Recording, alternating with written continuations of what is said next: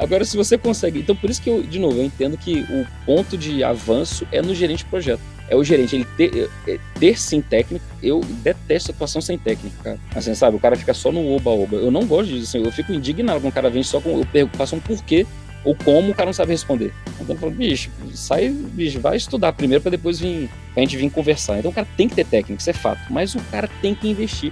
E quando você vai pra uma área técnica, que nem engenharia, por exemplo, é mais desafiador a galera acreditar nisso. De que o cara tem que investir nessa parte humana, de relacionamento, de entender o outro, que nem sempre ele tá certo. É como é que eu faço para o outro entender as diversas perspectivas que existem, para tirar o cara daquele lugar, para poder ele enxergar uma possibilidade diferente. Entendeu? O cara acha que simplesmente apresentar a técnica, o cara, por lógico, realmente essa solução é muito melhor.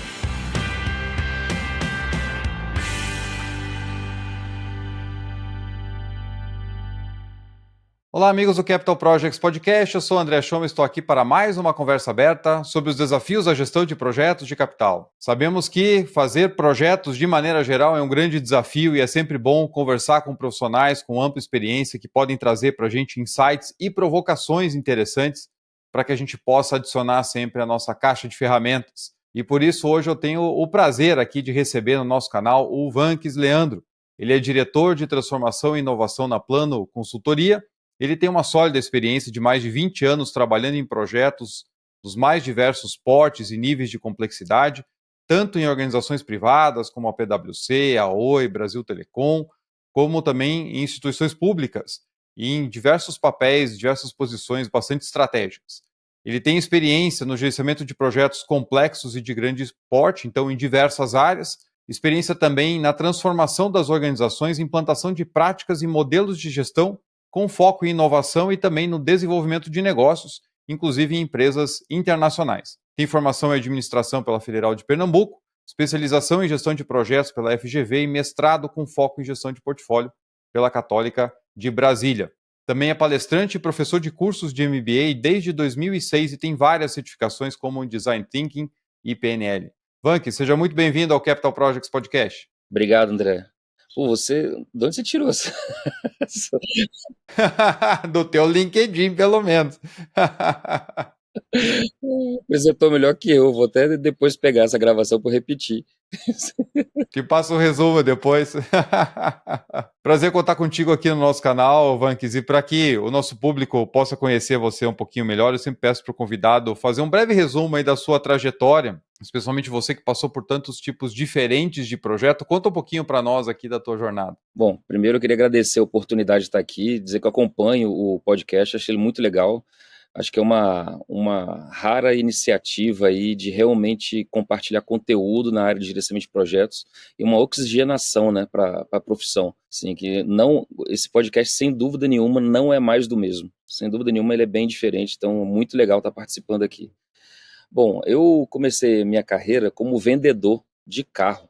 Então, assim, eu aprendi desde, digamos, de muito cedo a trabalhar com meta, trabalhar com equipe e às vezes convencer a pessoa a comprar um negócio que ela nem queria comprar. Entendeu? Você vendia aquele Tempra que pegava fogo sozinho ou não? Não, que eu trabalhava na Chevrolet, né, na GM, era uma concessionária da GM. Então, mas eu vendi, por exemplo, que na época carro branco era só para médico. Pô, era só carro de médico, tipo ambulância e tal. E eu consegui vender um Astra para uma dentista, entendeu? Então, assim, foi um negócio, quando eu vendi isso aí, assim, o pessoal ficou de cara, nem eu sei como é que eu consegui vender também. Mas, aí eu trabalhei um tempo, então, como vendedor, e vendedor trabalha de domingo a domingo, né? Você não tem feriado, trabalha pra caramba pra bater meta e tal. Aí quando eu saí eu já estava fazendo administração, quando eu saí dessa carreira, eu era estudante de administração, já falava inglês, e fui estudar eu fui estagiário de um empresário em Recife, que ele estava montando uma holding. Então ele tinha concessionária, tinha hotel, tinha fazenda, ele trouxe a Guess para o Brasil. Até eu ajudei a estruturar a operação da Guess, mas assim, ajudei, mas no nível eu era estagiário, né?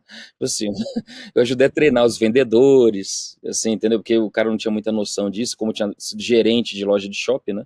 Também, então eu ajudei a treinar vendedores, esse tipo de coisa. Mas aí foi quando eu vi pela primeira vez um consultor sabe assim, ele contratou uma equipe de consultoria de São Paulo que foi lá para poder montar essa a holding. Aí eu fiquei apaixonado assim, pelo negócio, cara, ser consultor é muito massa, né? Porque eu vi o pessoal de terno, assim, todo sabendo um monte de coisa. Eu falei, cara, eu quero ser consultor. E eu posso dizer que até realizei esse sonho, que eu trabalhei na PwC, né? Como você falou, fui diretor lá na Price. Então, assim, eu acho que eu consegui atingir um topo, assim, digamos, na área, né? Pelo menos trabalhar numa das Big Four, que é referência, né? Então, assim, mas eu fiz toda a minha carreira, então, mas eu de ser consultor.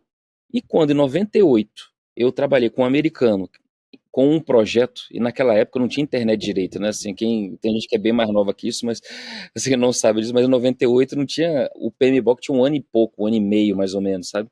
Então eu deixei só de trabalhar com ele, que trabalhava com o PMBOK e que falava em projeto, entendeu? Não existia muito esse negócio de projeto, o pessoal não fala, a única referência de projeto que tinha na época era um artigo que tinha da implantação do metrô de São Paulo. Era a referência aqui no Brasil. Entendeu? Então, aí ele me deu o PMBOK, eu tive que estudar, e até para traduzir, mesmo falando inglês, quando falava que era o Endeavor, sabe, assim, o Endeavor era difícil entender o que que era o Endeavor, assim, sabe, pra gente. Pra Endeavor era aquela nave, aquele foguete que é da NASA, que é pra Lua. Era difícil entender o conceito. Mas aí quando eu vi projeto, cara, em 98, eu pensei, putz, acho que isso vai ser o futuro, sabe? E eu consigo exercer o que eu gosto, que é consultoria, que você trabalha com um monte de coisa, né? Entendeu? Então, aí eu falei, cara, é isso. Aí eu investi minha carreira na área de projeto. Entendeu? Então, por isso que eu gerenciei projeto, acho que eu vivo, né, intensamente essa carreira, porque eu não sou de um projeto. Então, eu gerenciei projeto na área de engenharia, eu não sou engenheiro, eu sou formado em administração, mas gerenciei projeto na área de engenharia, na área de energia, isso nas áreas técnicas, estou falando, né? Entendeu? Mas na área de inovação, em telecom, cara, sei lá, nas eleições, até que você estava batendo papo antes, eu gerenciei o projeto das eleições de 2010, por exemplo. A gente escreveu até 2 livros lá por conta disso. Cara, sei lá, tudo quanto é área que tu imaginar, eu já trabalhei assim, na área de TI também, né, obviamente, que é uma área bem famosa aí. Mas, e, e tô até então, tô na área ainda, trabalhando com projeto. Hoje em dia a gente trabalha mais com projeto de transformação digital, né? Que é o que as organizações querem e tal. Então acaba que a gente fica, ou design de serviço público, que a empresa que eu trabalho, a Plano Consultoria, ela é bem atuante no setor público. Então a gente que é o que implantou o GovBR, que todo mundo usa, entendeu? Então a gente tá com uma pegada forte de design de serviços públicos, com uma pegada bem nova no Brasil e tal, e necessária também. Então, e o negócio que eu sempre gostei é de meio que pensar fora da curva. Então, quando eu fiz o meu mestrado eu não lembro quando foi que eu fiz, foi 2017 que eu fiz o mestrado. Aí eu já fiz um modelo de implantação de escritório de projetos, que é um negócio super novo na época, entendeu? Então, eu fiz um doutorado em inovação em serviço. Isso em 2000, acho que foi 2007 o mestrado, e o outro lá, o doutorado foi 2010. Eu não concluí esse doutorado. Aí eu estudei inovação em serviço. Eu falei, cara, acho que inovação vai bombar. E eu estudei inovação em serviço, não foi inovação tradicional, entendeu? Então, é, aí isso foi em 2010. Então, assim, eu sempre procuro estar à frente. Então, quando eu comecei a falar de soft skills, por exemplo, eu lembro que na comunidade de projetos, falar de soft skills, o pessoal sacaneava. Falava que era coisa que não tinha nada a ver, não deu 5 anos, o negócio tá bombando. E um tema que eu tô agora, que eu tô pensando assim, que é um negócio que eu tenho divulgado, você deve ter visto, é o negócio de pensamento crítico. Eu entendo que esse tema vai bombar, a questão de pensamento crítico, é o que a gente estava conversando anteriormente, até antes de começar aqui, que é, antigamente a variável, para você ter uma fórmula, tem a constante e tem as variáveis. Né? Então, assim, a constante que tinha era a constante que tinha era do gerente de projeto. E as variáveis eram o mercado, a metodologia, ou a técnica de gestão de projetos, e o gerente de projeto era constante. Agora mudou. Agora a variável é o gerente de projeto. A constante virou a técnica de gestão de projetos. A técnica de gestão de projetos, ela finalmente atingiu a maturidade, né? Entendeu? Independente de ser ágil ou não, ela está na maturidade ali, entendeu? Estão refinando, obviamente, o processo. Tem ainda melhorias para serem feitas, mas são melhorias bem incrementais, nada robusto, que nem antigamente, que inventavam uma área nova de conhecimento, ou uma técnica muito radical. Assim, está na maturidade. E a variável que tem é no gerente de projeto. E o gerente de projeto ele tem que ter pensamento crítico. justamente de poder analisar o contexto e saber aplicar da melhor forma possível a técnica, combinando com outras técnicas também que sejam necessárias ali para poder alcançar a solução, né? Não, é ótimo, porque, assim, a gente vê muitos. Eu vejo muitos paralelos, assim, nisso que você está falando, né? Realmente, em 98, você buscar gestão de projetos, procurar entender, né? A partir daquele primeiro contato que você teve, e aí você mergulhou no assunto. Eu comecei a ter mais contato mais para frente. Eu saí da faculdade em 99, e aí fui buscar uma pós em 2001, 2002, não me lembro direito, porque justamente eu estava no campo, precisava fazer gestão e tinha aprendido a fazer cálculo, né? Quem acompanha aqui o canal já escutou essa história várias vezes. E aí lá eu tive contato com gestão de projetos através de um professor que trazia os conceitos no módulo chamado gestão de obras, porque se ele chamasse dentro da engenharia gestão de projetos, na época todo mundo entendia como design, né? Arquitetura, projeto elétrico e tal, estrutural. E aí, a hora que eu também ouvi aquilo, eu falei, meu Deus, onde é que estava esse negócio que ninguém me falou antes e é o que eu estou precisando? E aí ele foi até me ajudando muito a estudar, assim, tudo mais, depois eu fui trabalhar com ele. E realmente buscar referências naquela época de gestão de projetos era muito difícil. Tinha acabado de sair uma tradução não oficial que o pessoal fez em Minas Gerais, do primeiro PMBOK lá e tudo mais. Então, volta e meia, a gente achava isso e buscava estudar por ali e estavam surgindo os primeiros livros. Então, realmente é algo que também para mim fez muito sentido, como foi para você. E concordo contigo nessa visão de que a gente está evoluindo por várias frentes, porque o mercado muda, as demandas mudam, a gente trabalha hoje com modelos mais híbridos, ou pelo menos quem está fazendo isso tende a se adaptar melhor a esse ambiente todo, né? Mas essa questão que você comentou do pensamento crítico, você tem publicado bastante no LinkedIn, nos grupos que a gente participa, fazendo essas provocações. Eu acho que isso é fundamental, porque a gente tem como base, até na nossa formação, né, essa visão de receber a coisa meio pronta.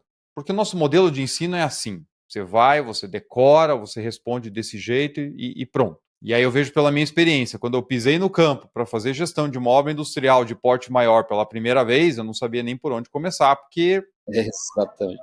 Não tem a pergunta um, pergunta 2 e a resposta certa da um, da 2, da 3, não tem sequência, né, cara? Você que tem que chegar lá, entender o contexto e saber por onde vai começar, né? Exatamente. E aí não tem lá o caderninho, não, deixa eu pegar aqui na página tal, anotei alguma coisa a respeito, eu preciso começar por aqui. E isso é tão relevante dentro de um ambiente que está mudando tanto. A gente tem transformação digital, a gente tem inteligência artificial. Estava agora acompanhando uma discussão sobre inteligência artificial e o pessoal ainda trazendo aquela questão, mas o chat GPT, ele vai te cuspir um monte de coisa que não serve para nada e tal. Aí vem de novo o pensamento crítico. Poxa, peraí, o que que eu quero, aonde que isso me ajuda, onde é que está o meu diferencial, né? O que que eu quero tirar de bom para adicionar naquilo que eu já tenho? E não achar que, beleza, apareceu isso, está todo mundo falando, então lá a fonte de todas as respostas e é só eu colocar que ele vai resolver o meu problema. Então, acho bem legal. Mas de novo, né, André, só pegando um parênteses aí, trazendo o que você falou, porque eu comentei ainda agora. Você vê que a aplicação da inteligência artificial em projeto não vai mudar tanta coisa, vai automatizar as coisas. Onde que ela vai ter o grande relevância? É no gerente de projeto, entendeu? É nele que vai realmente dar um grande impacto e talvez, usando um termo aí que eu nem gosto tanto assim, mas um termo da moda, pode exponencializar a gestão de projetos. Não é no gerente, não é no projeto, é no gerente, entendeu? Então faz muito sentido a gente pensar nessas características do gerente, o que ele pode fazer e tal, pensamento crítico, né? Soft skills, por exemplo, etc. Né? Eu participei de um evento do PMI Minas no mês passado, falando sobre inteligência artificial em projetos, e aí a provocação que eu quis levar para eles lá foi o seguinte: o quanto de fato do nosso trabalho hoje é um trabalho criativo, é um trabalho crítico, é um trabalho que envolve a tua experiência. Porque a gente já vê esse debate vindo há bastante tempo em outra área, que você deve ter passado muito. Você falou que trabalhou com projetos de engenharia, telecom, inovação, energia, projeto de eleições.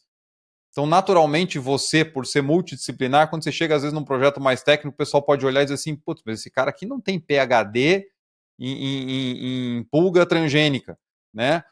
Como é que ele vem aqui discutir comigo? Projeto, né? E a gente tende a supervalorizar aquilo que a gente faz, dizendo assim, beleza, eu trabalho na engenharia. Então, eu penso assim, bom, para TI, inteligência artificial, automação, etc., vai substituir o trabalho do gerente de projetos na área de TI. Mas na engenharia, poxa, o cara vai fazer uma ponte, tem que analisar o solo, tem que fazer isso, tem que fazer aquilo, a gente tende a valorizar aquilo que a gente faz.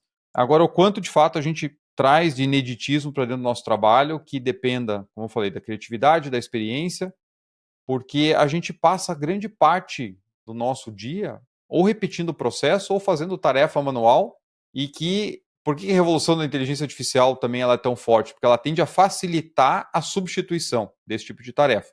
Antes era um pouquinho mais difícil, agora está ficando um pouco mais fácil. Como é que você enxerga isso? Né? Como trazer justamente essa soma daquilo que não só inteligência artificial, mas tem trabalhado muito com transformação digital, isso envolve mudança cultural. Como é que você tem visto isso nos projetos que você tem se envolvido? Assim, como trazer esse pensamento crítico para somar e não para substituir? Bom, eu entendo o seguinte, que nem você comentou também, há uma tendência nossa, até você comentou rapidinho quando estava me apresentando, que eu estudei PNL, né? Eu estudei bastante esse negócio de programação neurolinguística e tal. Então, você tem uma primeira certificação para o Brasil de PNL para negócio. Então, é um negócio que eu gosto, de ficar estudando esse negócio de processo neural, não sei o quê. Mas, assim, eu uso para mim, né? Não fico usando esses negócios para... Então, mas, não para convencer os outros, eu gosto para mim. Mas, então, quando a gente olha o ser humano, a gente tem uma tendência natural que a gente fala internalizar o conhecimento, de atuar na rotina. É cômodo pra gente. Sabe, a gente fazer o que a gente sempre fez, a gente gasta menos energia. Então, até quando a gente aprende coisa nova, até a gente fica nervoso, obviamente, a gente fica analisando tudo e tal. Quando a gente coloca para dentro, a gente internaliza, a gente fica mais calmo, porque a gente gasta menos energia. Então, pronto, então é natural a gente viver, como até naquele livro Agilidade Emocional, a mulher fala, a gente viver enredado, a gente viver seguindo o enredo, fazendo a mesma coisa. Beleza. Então, agora quando a gente olha a inteligência artificial, e hoje em dia o mundo promove isso também, né? A gente ficar também sempre fazendo mais do mesmo. Agora, quando a gente olha a aplicação de inteligência artificial, a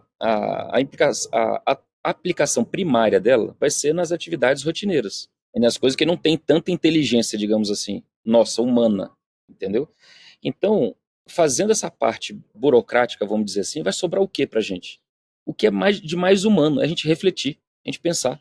Então vai liberar para o gerente de projeto pensar. E tem gente que não gosta mais de pensar, entendeu? Porque cada vez mais, de novo, o pessoal está tentando otimizar o pensamento. Então, a gente está deixando de escolher trajeto, quando a gente vai para algum lugar, usa o Waze.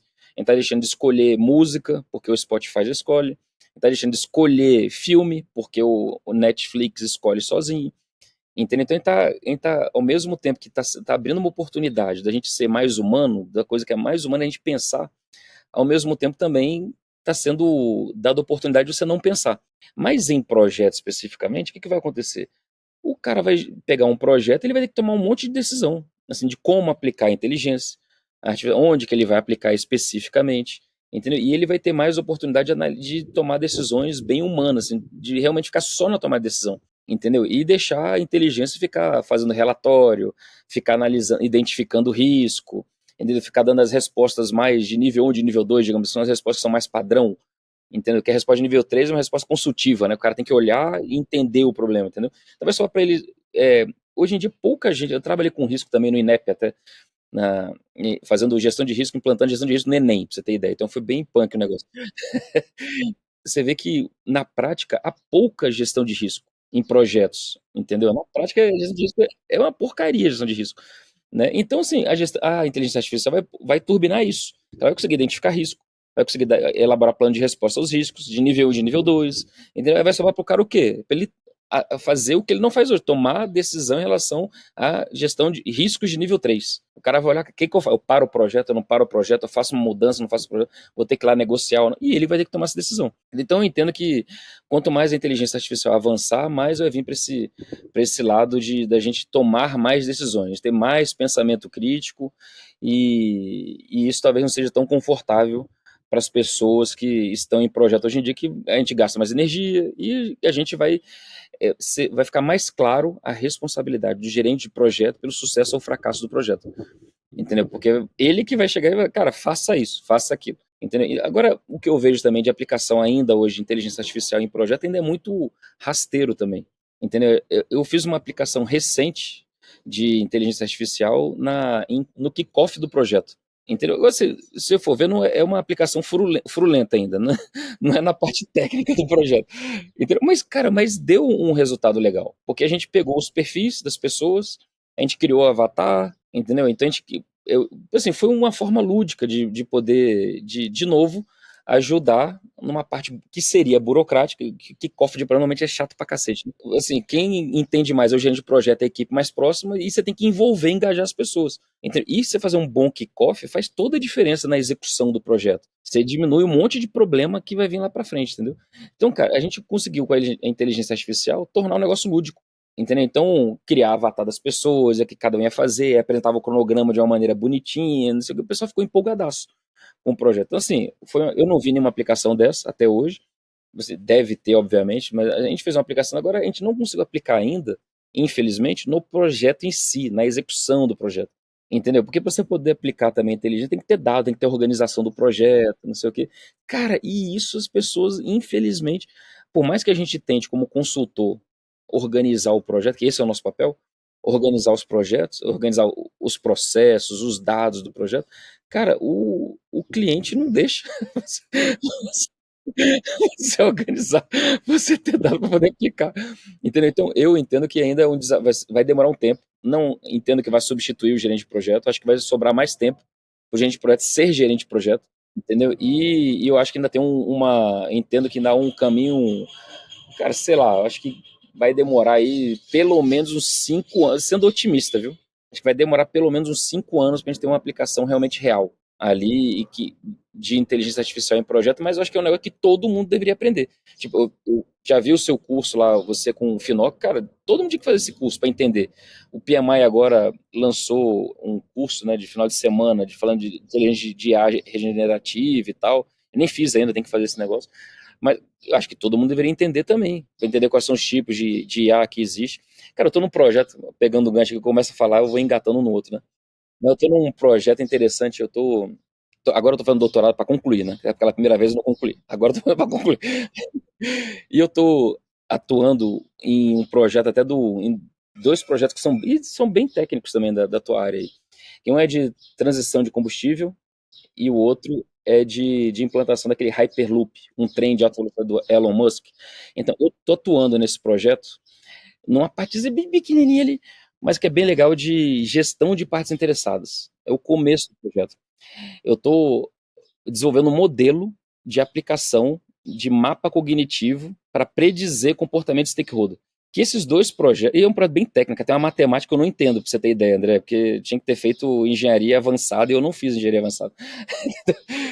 Aí eu não entendo, simplesmente eu não entendo. Tem um monte de cálculo de letra ali que eu não sei nem o que significa o negócio. Mas beleza, estou trabalhando isso aí, porque eu que dei a solução de aplicação do Fuzzy Cognitive Map nessa situação. O pessoal achou maneiro, então eu tô com um monte de gente técnica fazendo ali colocando inteligência artificial ali embaixo para poder fazer os modelos ali, para poder fazer a predição do comportamento do stakeholder.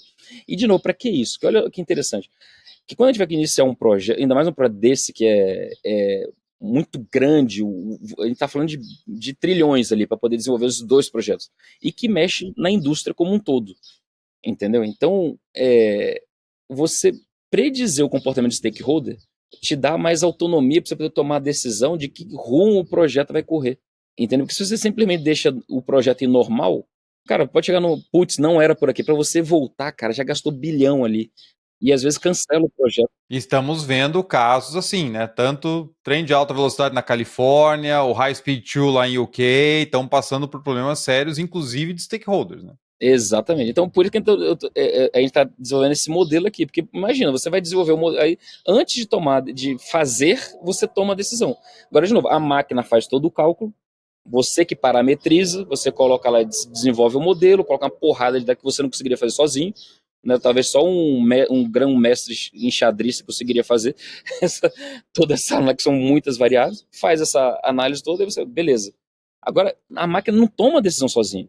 Isso que é interessante, ela faz toda a análise, dá para você, e eu que tenho que olhar e falar, beleza, então a gente vai por aqui.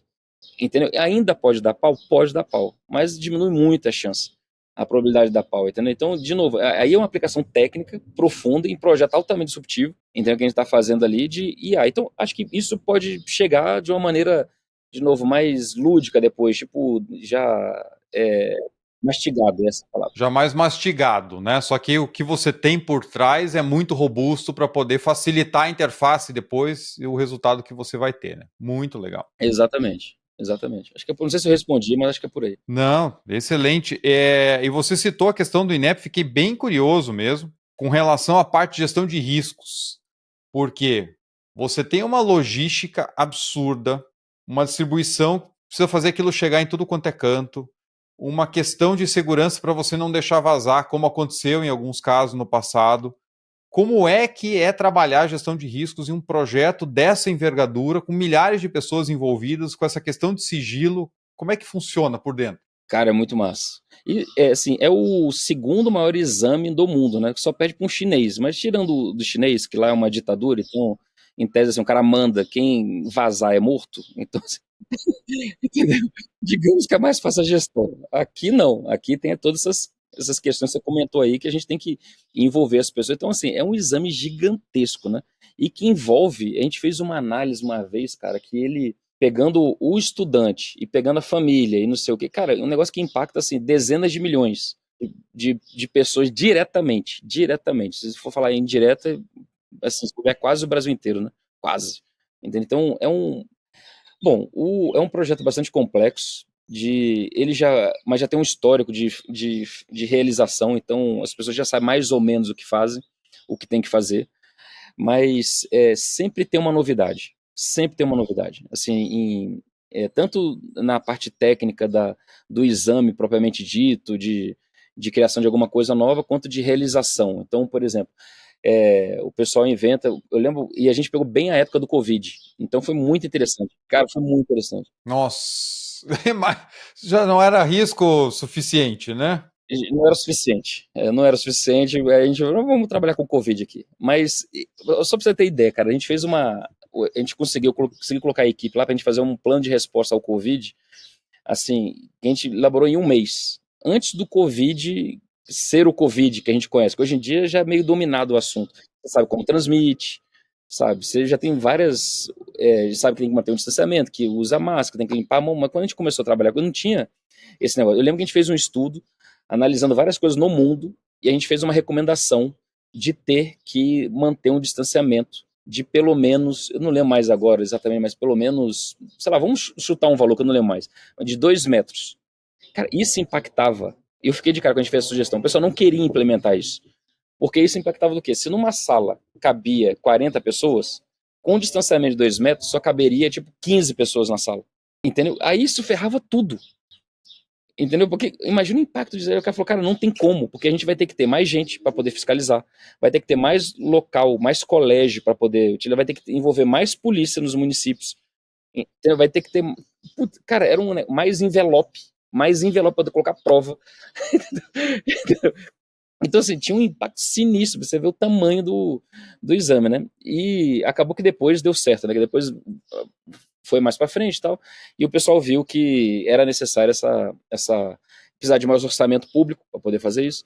Mas o exame, então, tem uma sala que a gente chama de NOC, né? Um lugar um centro de tratamento crítico do projeto. Então, assim, é um telão que tudo que acontece, a gente tem todos os riscos mapeados que podem acontecer, tem de novo, de nível 1, nível 2, nível 3, tudo que pode acontecer no exame. Então, os de nível 1 e de nível 2 a gente já trata logo. Então, tem risco, por exemplo, de um camarada estar entregando a prova e infartar. Isso aí é o óbvio, entendeu? Então, a gente já tem plano para poder de desvio de prova, de pessoa utilizar rádio, que já é muito comum isso acontecer eventualmente. Então, a gente já tem todo o risco, todos os planos de resposta para isso acontecer.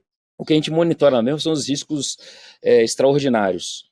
De, por exemplo, a pessoa está fazendo, sei lá, e acontece, cara, o cara está fazendo uma prova num lugar, aí vem um carro, bate num poste, o poste cai exatamente em cima daquela sala e cancela a prova ali. Entendeu? Então a gente fica pensando nesses riscos malucos. que pode acontecer, tipo cair meteoro, de não sei o quê, papapá. E é isso que a gente... Você pega uma enchente no município, o Brasil é um continente, né? Você pode estar morrendo de frio aqui no sul e ter uma enchente em algum outro lugar. Então são esses que a gente monitora. Esse tipo de risco que a gente monitora. Os outros já estão tudo tratado, entendeu? Então tem ferramenta para isso. A gente usa o Bowtie, uma técnica que é interessante, que é bem técnica também, assim, de análise de risco, para a gente poder pensar em riscos fora da caixa. E os riscos, a gente faz várias análises ali fazia, né, que eu não faço mais, várias análises de risco, de criticidade, de impacto, para poder saber o que a gente vai já responder e o que a gente vai ficar só monitorando, porque a resposta é muito cara, ou a probabilidade é muito baixa, mas aí fica no dia do evento, a gente fica monitorando ali para ver o que vai acontecer. Então, assim, e é com ferramenta, não tem como fazer uma gestão de risco, nesse caso aí, sem ferramenta, né? Ah, sim, projeto dessa envergadura. E você acha que o fato de ter trabalhado, eu vou querer voltar um pouquinho no passado, entender como é que foi a tua participação no projeto lá de 2010 com as eleições, para entender o que isso te ajudou nesse trabalho 10 anos depois para o Enem, porque também, né, estamos falando aqui de um projeto de alcance nacional que tem data e hora para acontecer, uma questão toda de segurança também. O das eleições, ele é transnacional, né? O Enem, ele é restrito ao Brasil. As eleições tem fora, entendeu? Então, ele é um pouquinho mais complexo, né? Cara, ajudou muito nessa parte de logística mesmo, porque a gente tinha que levar a urna, por exemplo, lá para o meio de uma tribo indígena, entendeu? Então, que vai de barco, papá. Teve um caso, por exemplo, de o pessoal desviou uma urna, sabe? E apareceu no meio de uma favela lá. Cara, assim, em termos das eleições, isso não prejudica em nada, assim, tecnicamente. Só que politicamente, para a imagem, é uma porcaria. Então você tinha que tratar isso. Porque simplesmente a urna que tá lá, ela não tá, que chama de inseminada, quando coloca o código lá dentro, sabe? Essa urna não tá inseminada, então, e não tá ligada, então não faz diferença nenhuma. Mas imagina o pessoal, sei lá, uma facção fazendo um negócio ali, sei lá, cara, arranha a imagem das eleições, né? Então não pode. Então, esse tipo de coisa, esse tipo de resposta, de identificação desse tipo de problema, de como é que a gente tratou isso e a distribuição logística também ajudou muito essa experiência no Enem.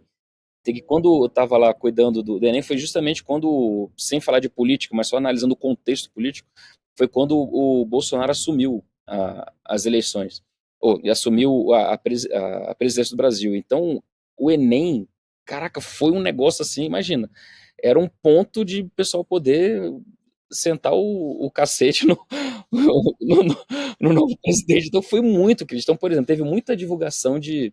Um problema que foi muito divulgado na época foi de que o pessoal não estava sendo tratado com o nome social. Então eu colocava lá, por exemplo, que meu nome era Roberta, entendeu? E eu não era tratado como Roberta, entendeu? Eu era tratado como Vanks, que era o meu nome original, entendeu? Então, só que quando a gente fez isso foi divulgado pra caramba na época. Então a gente teve que fazer uma análise rápida de ver se tinha dado problema. E a gente viu que não tinha dado problema. Então, não tem como ninguém saber que meu nome é Roberta. Eu tenho que indicar. Na hora da inscrição, eu tenho que falar, meu nome social é Roberta. Entendeu? Então, isso não foi divulgado. A pessoa não falou o nome dela. Então, a gente fez todo um estudo técnico, amparou lá. E a gente é técnico, não tá nem aí se é Bolsonaro, se era outra coisa lá. A gente é técnico. Então, a gente pegou, fez a análise, viu que não tinha nada a ver e divulgou lá, embasou a presidência lá do INEP para poder eles darem a resposta, o pessoal deu a resposta e não deu em nada.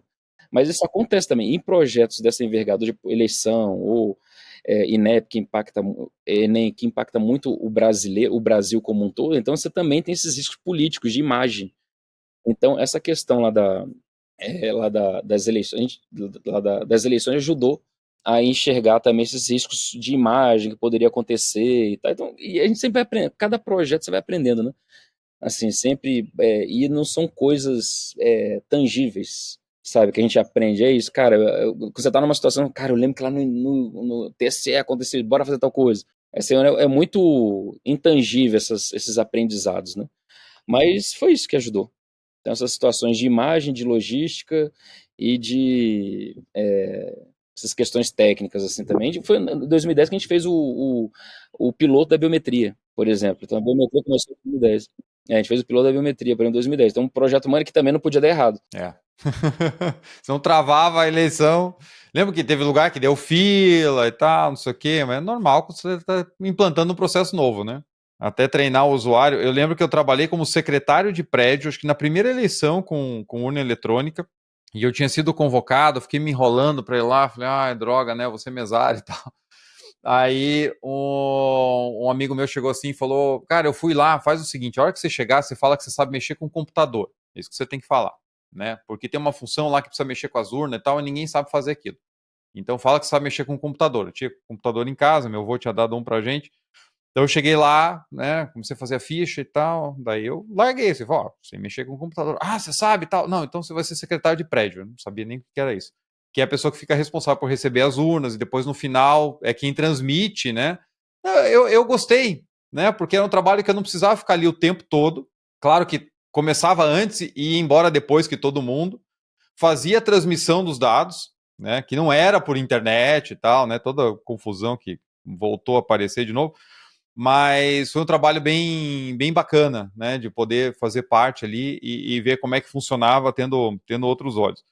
Só um pouquinho, só para falar um ponto que tem uma curiosidade. Em 2010, quando eu trabalhei lá, então a gente projetizou as eleições. Então um dos livros que eu escrevi lá foi o Programa Eleições. Então a gente pegou todas as ações que aconteciam e fizemos projetos. Então, por exemplo, treinamento de mesário, isso virou um projeto. Projeto de treinamento de mesário. Né, projeto de inseminação da urna. Então, as eleições, eu não lembro exatamente, mas era uma coleção era um programa de 120 e poucos projetos. Entendeu? Então, em 2010, a gente aprendeu tanto com isso, que a gente entregou em 2010, as eleições de 2012, toda planejada já. Você tem ideia? Olha a potência de você trabalhar por projeto, né? Você organizar o conhecimento, ter vários projetinhos. Cara, é só repetir agora isso aqui. Entendeu? Então a gente entregou todo o projeto 2 anos antes. Pela primeira vez na história, como o pessoal gosta de falar, né? Pela vez na história desse país, então, a gente entregou 2 anos antes, a gente entregou as eleições de 2012 toda planejada. Que basicamente a gente pegou o que estava acontecendo, foi organizando por projeto e depois era só repetir, né? Aproveitando o que você aprendeu também, obviamente. E a complexidade desses grandes programas, como você está trazendo aqui, eleição, Enem e tudo mais, porque você precisa criar condições do usuário ou do eleitor, enfim, né, de quem vai fazer a prova, entender como é que vai funcionar o processo. Quanto mais claro tiver para todo mundo, menos dúvida você tem, menos ruído você vai ter. E aí, falando de novo das eleições, né, nessa que eu participei, que foi a primeira com a urna, na nossa sessão, logo que começou ali o dia, a votação e tal, muita dúvida do pessoal usar a urna pela primeira vez, aquela história toda. E aí eu estava numa sala lá acompanhando e tinha o cartaz na parede com a urna, né? O teclado da urna, grandão lá e tudo. E teve uma pessoa que entregou lá o título, tal, assinou bonitinho, saiu, e em vez de ir para a cabine de votação, foi para o cartaz e começou a apertar as teclas no cartaz, porque ela não tinha enxergado que tinha a urna, né? Mas por quê? É questão de você tem que ter, né? Teve na época campanha massiva e tudo mais. Você não pode assumir que todo mundo pela primeira vez vai conseguir saber fazer aquilo do jeito que é para fazer, né? Mas chama de gestão de mudança, né? Uma disciplina de gestão de mudança em projeto. Então, todo projeto ele se propõe a fazer uma mudança. Você não pode simplesmente entregar um celular. Está aqui. E essa que você fez é interessante, porque foi logo a urna. O processo era o mesmo, só que era com a urna. Então, mas tinha um elemento novo que era o hardware, né? Então, a gente investiu bastante nessa época em campanha de conscientização, o pessoal chegar lá e mesmo assim chega um abençoado e quer apertar no cartaz, né? Cara, é muito louco você pensar na. E é esse tipo de coisa que a gente monitora, por exemplo, no Enem e também nas eleições. Entendeu? No centro de controle, de comando e controle lá, é exatamente esse tipo de coisa que monitora, que são as coisas extraordinárias que acontecem. Entendeu? Porque o que é comum de acontecer, tipo assim, uma pessoa ir lá e passar mal. Entendeu? Uma pessoa ir lá e tirar foto. Isso é normal, isso já está previsto. Já tem todo um processo ou de prender a pessoa, de autuar a pessoa, de chamar a atenção. Isso já está tudo previsto. O problema são as coisas que não são previstas. Que nem isso aí, o cara chegar e ir no teclado, pro cartaz e ficar apertando ali, cara. Como é que você faz, entendeu? Então, de novo, é bem interessante, tem um conceito que eu gosto que chama de, tem vários projetos que são de intensivo em conhecimento na ponta, entendeu? Então, a gestão de projetos é uma ação que é intensiva de conhecimento na ponta, que o gerente de projeto ele tem que ser alto nível, entendeu? Porque ele tem que analisar, ele tem que ter condições de entender o problema, analisar quais são as variáveis que ele precisa para tomar a decisão. Entendeu? É diferente de, por exemplo, fazer uma cadeira. Isso não é intensivo em conhecimento. O designer é intensivo em conhecimento, mas não a fabricação, entendeu? Então, o gerenciamento de projeto ele é intensivo em conhecimento. Então, todo mundo, em tese, na ponta, não só o gerente de projeto, mas todo mundo que trabalha no projeto deveria ter alto nível. É que nem um hospital. Um hospital ele é intensivo em conhecimento. O médico é alto nível, né? Entendeu? Então ele tem que analisar o paciente na hora, entender quais são os problemas que ele tem, analisar quais são as variáveis e tomar uma decisão, entendeu? Então quando você pega projeto que é intensivo em conhecimento, ele é bem interessante porque são esses que a inteligência artificial ela pode trazer mais agilidade, entendeu? E mudar mais exponencialmente, dizendo aquele termo lá, os projetos, porque vai ajudar a pessoa que está ali tomando a decisão a entender mais, utilizar mais variáveis na tomada de decisão e entender mais possibilidades, né? Para ele poder chegar e tomar a decisão. Vai aguçar justamente o pensamento crítico daquilo que você, de fato, tem que trazer o diferencial. Você acha que, você comentou, achei bem interessante, né? Começou a carreira como vendedor de carros e agora, só de um bate-papo rápido, a gente já falou de 2 mega programas de alcance nacional e você fala muito dessa questão dos power skills ou soft skills, essa questão do pensamento crítico, de a gente analisar, não tomar como verdade tudo aquilo que a gente recebe, trazer o nosso aporte também. Você acha que isso ajudou, essa questão da tua trajetória, ajudou você a se interessar bastante por esse tema, pelo fato de já ter começado carreira lidando com pessoas, tendo que passar por situações diferentes, né, conversando, comunicando e vendendo para pessoas diferentes, e depois estando numa empresa que começou a escalar de maneira, né, mais estruturada e tudo mais, e chegar a grandes programas que tem milhares aí de stakeholders envolvidos, acho que isso te puxou muito para esse caminho? Isso é interessante, cara. No começo, não. Só depois que fez sentido isso. Na minha carreira, era muito técnico, sabe? Assim, até por influência do meu pai, né? Meu pai, ele tem doutorado e ele sempre, quando acabei minha graduação, ele, quando você vai fazer seu mestrado? Quando acabei meu mestrado, ele, quando você vai fazer seu doutorado? Então, assim, eu sempre fui muito técnico, sabe? É um negócio que eu gosto da técnica. Eu gosto de estudar, de ler artigo acadêmico, sempre foi assim. Então, só que então, eu muito cedo já tinha uma experiência boa, tinha fundamento, tinha estudado, entendeu? E eu peguei o mal, que é uma das possibilidades de quem estuda muito, e virar um babaca arrogante, né? Entendeu? Então eu virei um babaca arrogante, porque eu achava que só eu sabia das coisas, entendeu? Que eu tinha muito. Então, quando eu analisava algumas coisas, eu sabia o porquê, entendia tecnicamente os negócios e tal. Eu vi que eu comecei a ser preterido em promoção, em alguns círculos que tinha e tal, porque o pessoal reconhecia que eu era bom tecnicamente, mas eu era chato, era babaca, arrogante, entendeu? Então, quando teve uma promoção que era um cargo técnico e que eu não fui promovido, aí tudo que acontece comigo até hoje, de novo, é o viés técnico. Tudo que acontece eu sempre tento analisar, cara, mas por que aconteceu isso? Qual foi a causa? Qual foi o impacto? Não sei o quê. Eu sempre fico montando várias análises assim para poder entender o que aconteceu melhor e para aprender com aquilo, né? Então demorou um tempo. Eu primeiro fiquei puto, obviamente, que eu não fui promovido, não sei o quê. Quando o negócio acalmou, comecei a entender, eu falei, cara, é porque eu não sou gente boa.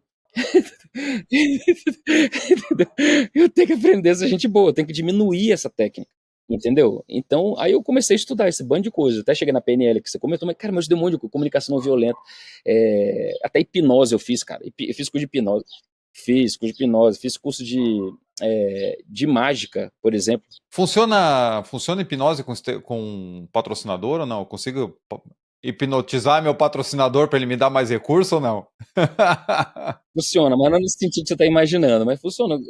É porque a hipnose, especificamente, ela é muito mal falada, que aparece tipo série de cara que chega assim e fala: André, agora você vai fazer tudo que eu mando. Puf, aí você fica todo assim, sabe? E não é assim. Na verdade, a hipnose é uma indução, é uma influência que você faz na pessoa. E você aceita ou não aquela influência.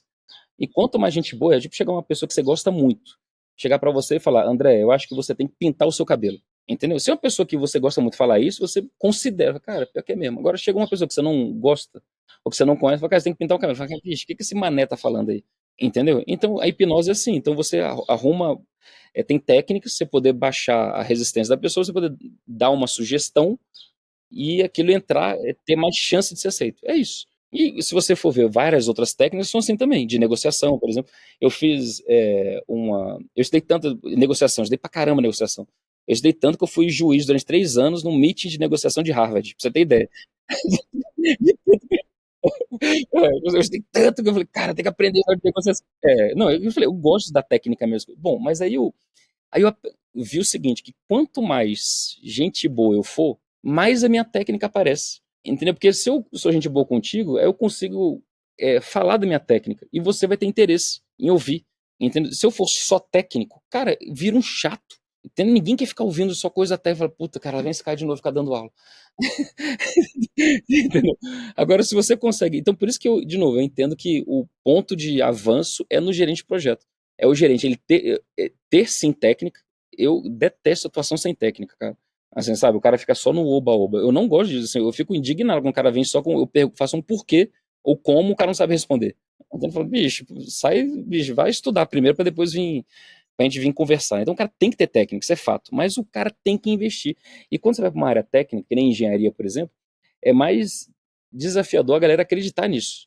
De que o cara tem que investir nessa parte humana, de relacionamento, de entender o outro, que nem sempre ele tá certo. Como é que eu faço para o outro entender as diversas perspectivas que existem para tirar o cara daquele lugar, para poder ele enxergar uma possibilidade diferente. Entendeu? O cara acha que simplesmente apresentar a técnica, o cara, por lógica, realmente essa solução é muito melhor. E sendo que não é assim. Sendo que, porra, você quer estar certo, né? Se a gente tá numa discussão, você quer estar certo e o cara tá certo. Normalmente é assim. Então, cara, aí gera um conflito, né? Entendeu? Então, depois, quando eu descobri isso, aí que fez sentido aquele conhecimento lá no início de ser vendedor e papapá. Aí que eu consegui trazer aquilo lá, colocar e, sabe, e pegar várias experiências que eu tive, falar, porra, eu lembro quando eu vendi aquele carro branco para aquela dentista, que eu, pô, aí eu consegui fazer isso, fazer aquilo, aí que fez sentido. Mas durante um bom tempo da minha vida não fez sentido nenhum. Esse, né? Pelo menos de forma consciente, né? Conscientemente, com certeza fazia sentido, mas de forma consciente não fazia sentido nenhum. Entendeu? Então hoje em dia faz sentido. E como é que foi essa transição para você? Porque, como você falou, você tinha você mergulhava tecnicamente nos assuntos. E aí, a partir da hora que você tem que ver que a tua abordagem ela precisa ser diferente, não é uma coisa tão automática, por mais que você estude a parte de power skills ou soft skills, mesmo assim, você ler um livro sobre comunicação é uma coisa, você mudar a maneira de se comunicar é outra completamente diferente. Como é que foi essa transição para você? Cara, até hoje eu tô fazendo, né? Cara, assim, a primeira coisa que tem é você, assim, depois que eu aprendi e tal, né, algumas coisas, a primeira coisa que eu indico é o seguinte, muda o que é mais fácil, não o que é mais difícil. Comece pelo que é mais fácil, entendeu? Então, por exemplo, é mais fácil para mim perguntar para você, mas como assim? Ou então ficar calado enquanto você fala. É o mais fácil para mim. Então eu vou começar pelo que é mais fácil, que é uma tendência quando a gente aprende algo novo, pra gente perceber que a gente mudou, a gente pega, cara, eu aprendi, eu fiz um curso de IA contigo lá, contigo no final, fiz o curso lá, aprendi 10 coisas. Aí o cara quer colocar as 10 coisas em prática. Então, cara, é muita coisa pra colocar em prática. Das 10, qual que é a mais fácil eu colocar? Ah, essa aqui. Coloca essa. E quando você coloca essa em prática, você cria um caso interno de sucesso, que te motiva pro segundo, e te motiva pra outro, entendeu? Quando você pega, então o cara pega mais difícil. Ah, mais difícil é essa aqui. Aí o cara, vai gerar frustração. O cara tem que um monte de coisa intermediária pra poder chegar lá, entendeu? Então, assim, primeira coisa é o camarada ter que, e foi o que eu fiz, ir mudando do mais fácil pro mais difícil. Entendeu? Então, cara, o que é mais fácil mudar? É isso. Aí eu fui mudando, entendeu?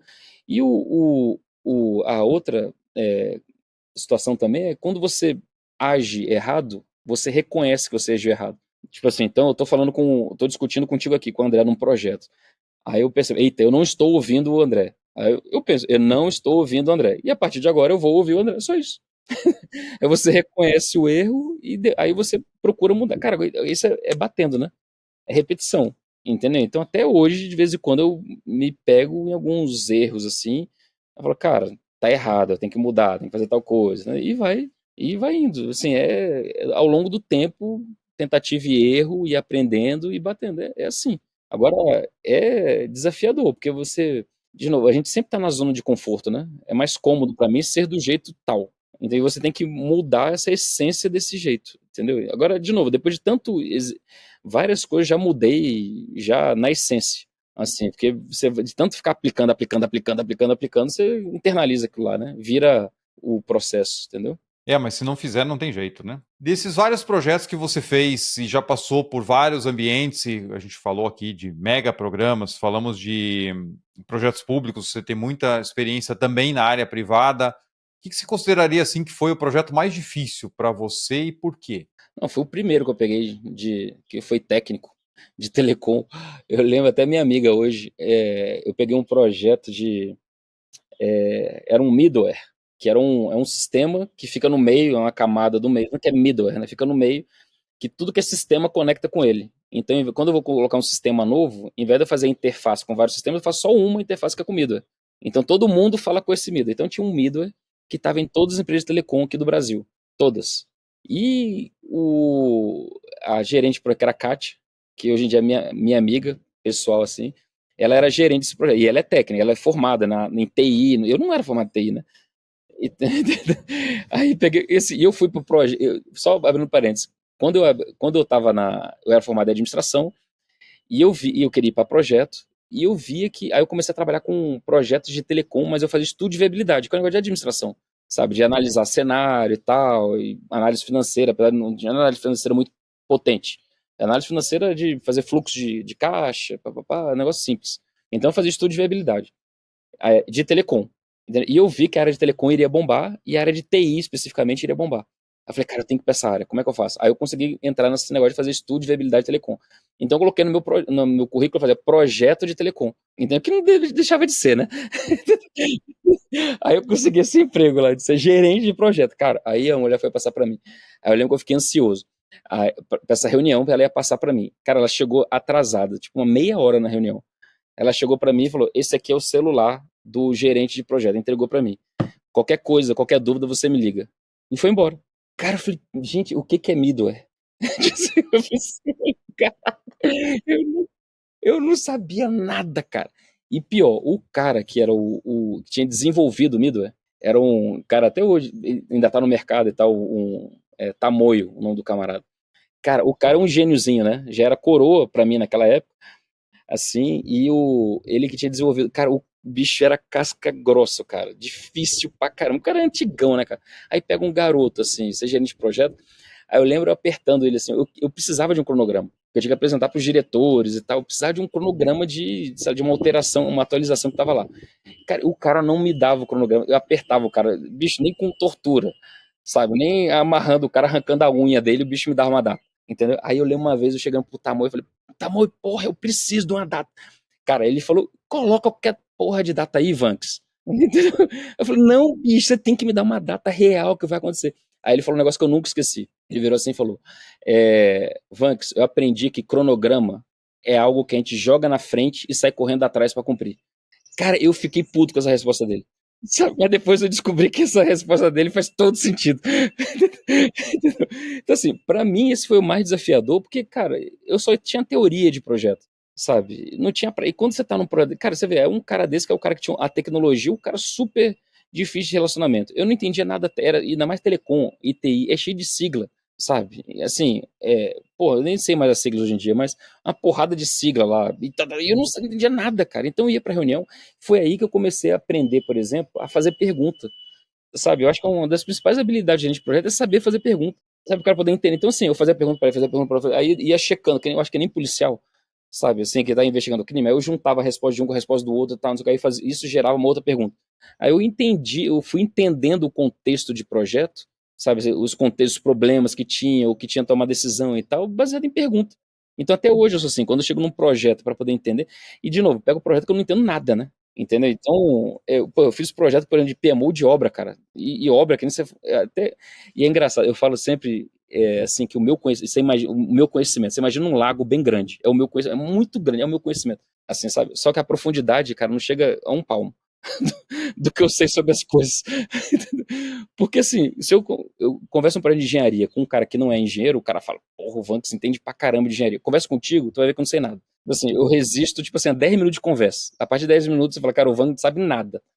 Entendeu? Porque quando você vai num projeto diferente, de áreas diferentes, você não sabe nada do projeto, né? E eu sei gerenciar por aí, entende de gente. É o que eu sei. Então tem que fazer pergunta, cara. Entendeu? Tem que chegar para um cara que você quer um técnico, faz de conta o André, que cuida de uma área do projeto. Cara, mas qual que é o problema? O que está acontecendo? Mas como assim? Me explica melhor. E qual que é o impacto disso? O que você precisa? E se você tiver isso, o que que vai possibilitar? E se você não tiver? E se tiver mais ou menos? Qual que é o mínimo que você precisa, sabe?